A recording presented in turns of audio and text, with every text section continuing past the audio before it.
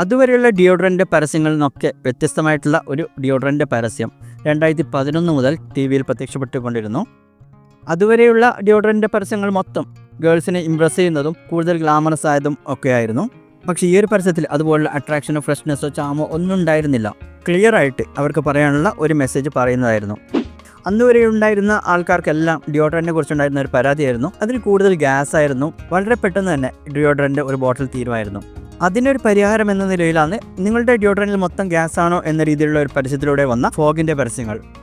ഇന്ത്യക്കാർക്ക് റൊമാൻസ് മറ്റു അട്രാക്ഷനേക്കാളൊക്കെ പ്രധാനം വാല്യൂ ആയിരുന്നു എന്ന് മനസ്സിലാക്കിയ അതിൻ്റെ ഫൗണ്ടറായിരുന്ന ദർശൻ പട്ടേൽ ഈ ഒരു കാര്യം മാത്രമാണ് അവരുടെ പരസ്യങ്ങൾ ഫോക്കസ് ചെയ്തത്.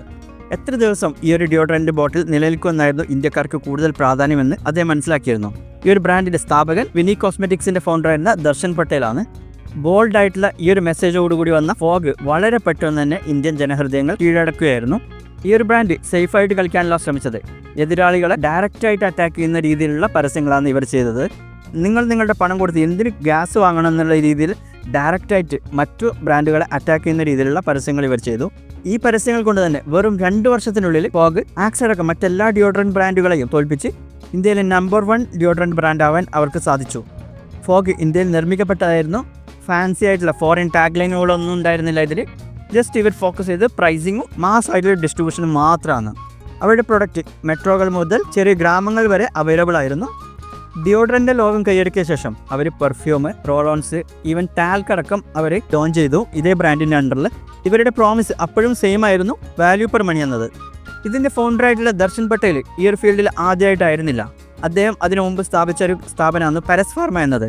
അത് തന്നെ ഇന്ത്യക്ക് സുപരിചിതമായിട്ടുള്ള പല ബ്രാൻഡുകളും അതിന് അണ്ടറിലുണ്ടായിരുന്നു.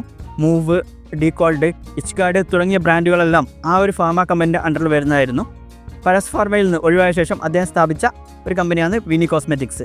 ആ കമ്പനിയാണ് ഈ ഒരു ഫോഗ് എന്ന ബ്രാൻഡ് ഇറക്കിയത്. ഒരു ചാലഞ്ചറായിട്ട് സ്റ്റാർട്ട് ചെയ്ത ഈ ഒരു ബ്രാൻഡ് വളരെ പെട്ടെന്ന് തന്നെ നമ്പർ 1 ബ്രാൻഡായിട്ട് മാറാൻ അവർക്ക് സാധിച്ചു.